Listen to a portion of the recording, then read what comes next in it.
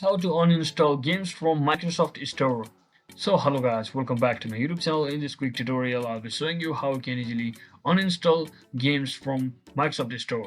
So let me just tell you that whenever you come over to this Microsoft Store and click on this library, you shall see all of the installed games or applications on your devices. So let me just quickly show you whether we can simply delete or remove uninstall our application which has already been installed from the Microsoft Store or not. So as you can see, I opened this Roblox game over here. As you can see, I've already downloaded it, but there's no any uninstall button directly from the Microsoft Store application. So in that case, what you might want to do instead is just come over to your search bar and simply search for the same game just like this, whichever game which you want to delete, and simply come over to this right section and you can simply see this uninstall button. Just click on it and just directly uninstall it from over here. So once you do that, your games will be successfully uninstalled, but you do not get the direct uninstall button directly from the Microsoft Store itself.